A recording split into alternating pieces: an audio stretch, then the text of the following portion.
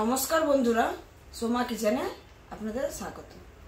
আজকে আমি একটা নতুন রেসিপি নিয়ে চলে এসেছি, মুকুন্দি মাছের ঝাল। এটা সামুদ্রিক মাছ। মাছটা দেখালে নিশ্চয়ই চিনতে পারবেন না। আপনারা কে কী নামে চেনেন অবশ্যই জানাবেন। আমরা মুকুন্দি মাছ বলি। তো সেই মাছের ঝালটা আমি কি করে বানাই প্রথম থেকে শেষ পর্যন্ত দেখার অনুরোধ রইল। যদি ভালো লেগে থাকে তাহলে আমার চ্যানেলটাকে লাইক, শেয়ার, সাবস্ক্রাইব করে আমার পাশে থাকবেন। তবে চলুন যাওয়া যাক রান্নাঘরে। আমি এখানে মুকুন্দি মাছের ঝালের জন্য যা যা নিয়েছি দেখুন। মুকুন্দি মাছ, আমরা একে মুকুন্দি মাছ বলি। আপনারা কি নামে চেনেন অবশ্যই কমেন্টের মাধ্যমে জানাবেন। আমি এখানে 5 পিস নিয়েছি। একে অনেকে চন্দনী মাছও বলে, তার জন্য নিয়েছি। আমি এখানে একটা আলু নিয়েছি, আলুগুলোকে আমি এরকম করে কেটে নিয়েছি। আর এখানে নিয়েছি মশলার মধ্যে নিয়েছি পেঁয়াজ, টমেটো, কাঁচা লঙ্কা একসঙ্গে পেস্ট করে নিয়েছি। আর এটা নিয়েছি একটু রসুন থেতো করে নিয়েছি। আর নিয়েছি সর্ষে বাটা, আর সমস্ত গুঁড়ো মশলা নিয়েছি, আর তেল নিয়েছি। প্রথমে আমি মাছটাকে হলুদ আর লবণ দিয়ে মাখিয়ে নেব। হলুদ আর লবণ দিয়ে এটাকে মাখিয়ে নেব।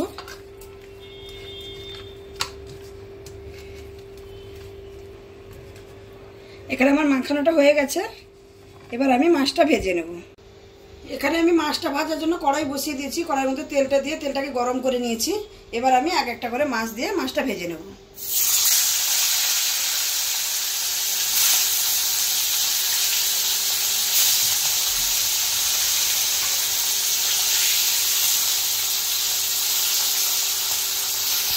মাছটাকে এখানে আমি উল্টে পাল্টে ভালো করে ভেজে নিয়েছি।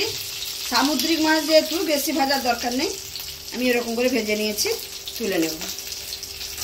দেখুন আমি কতটুকু তেল দিয়েছিলাম, মাছটা থেকে কত তেল বেরিয়েছে। বাদ বাকি মাছগুলো সেরকম করে ভেজে নেব।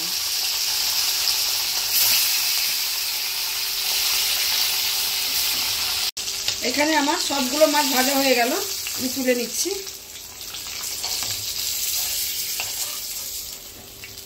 ওই তেলের মধ্যে আমি আলুগুলোও ভেজে নেব।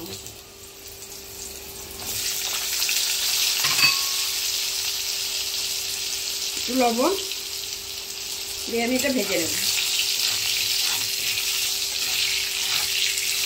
এখানে আমার আলুটাও ভাজা হয়ে গেছে, আমি আলুটা তুলে নিচ্ছি। আমি ওই তেলের মধ্যেই রান্নাটা করে নেব, আমি আর এক্সট্রা তেল দেব না। এখানে নিয়েছি আমি 5 ফোড়ন। 5 ফোড়নটা ভাজা হয়ে গেছে। এবার আমি যে রসুন কুচিটা রেখেছি, রসুন থেতো করে রেখেছি, সেটা দিয়ে দেব।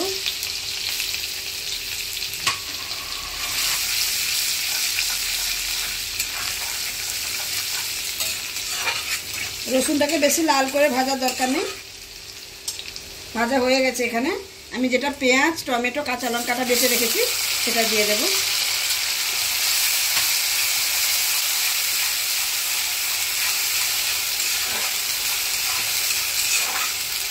এখানে আমি তার সঙ্গে সঙ্গে সমস্ত গুঁড়ো মশলাও দিয়ে দেব। লবণ পরিমাণ মতো, ঝাল লঙ্কার গুঁড়ো,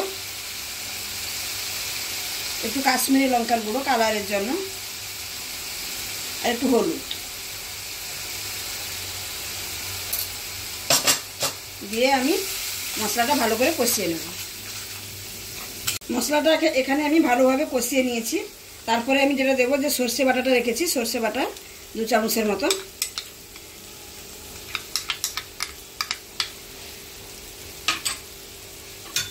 দিয়ে আবারও 1 মিনিটের মতন কষিয়ে নেব। সর্ষে বাটা দিয়ে আমি কষিয়ে নিয়েছি। মশলা ধোয়া জলটা যেটা ছিল সেটা দিয়ে দেব।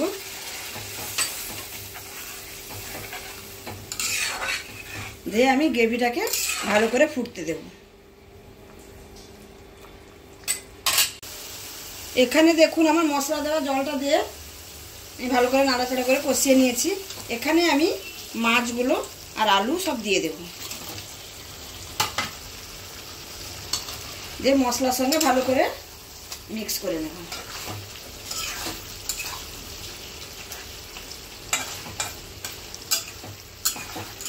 এরকম করলে কি হবে, মাছের মধ্যে মশলাটা ভালো করে যাবে।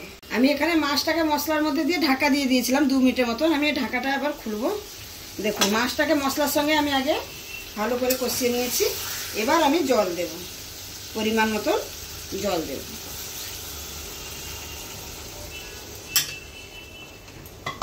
যে যেরকম গ্রেভি রাখতে চাইবে সেরকম জল দেবে। যেহেতু মাছের ঝাল, এখানে আমি বেশি জল দেব না। আর এখানে অবশ্যই এখানে অবশ্যই লবণটাকে চেক করে নেবেন। আমি লবণটা চেক করে নিয়েছি, আমার লবণ ঠিক আছে। এবার আমি এটাকে ঢাকা দিয়ে 5 মিনিটের মতন ফুটিয়ে নেব। আমি এখানে 5 থেকে 7 মিনিট মতো ঢাকা দিয়েছিলাম। আমি ঢাকনাটা খুলে দেখছি, দেখুন কত সুন্দর কালার এসছে, দেখেই মনটা ভালো হয়ে যাচ্ছে। আলুটা সেদ্ধ হয়ে গেছে না দেখে নিন, আলু আমার সেদ্ধ হয়ে গেছে। আমি এরকম অবস্থায় আমি তরকারিটা নামিয়ে নেব। নামানোর আগে আমার কাছে সামান্য একটু ধনেপাতা ছিল, আমি এটা দিয়ে দেব।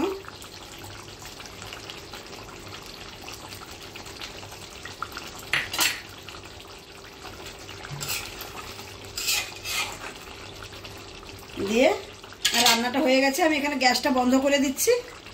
আমি এবার ঢেলে পরিবেশন করে দেখাচ্ছি। তাহলে বন্ধুরা দেখেছেন আমি কীরকম করে মাছের ঝালটা রান্না করলাম। দেখতে অপূর্ব হয়েছে, যে এত সুন্দর দেখতে হয়েছে, নিশ্চয়ই খুব সুন্দরও হবে। আপনাদের কাছে অনুরোধ রইল, এরকম মাছ যদি পাওয়া যায় তাহলে আমার মতন করে একবার বানানোর জন্য অনুরোধ রইল। আর যদি ভালো লেগে থাকে তাহলে আমার চ্যানেলটাকে লাইক, শেয়ার, সাবস্ক্রাইব করে আমার পাশে থাকবেন। ধন্যবাদ।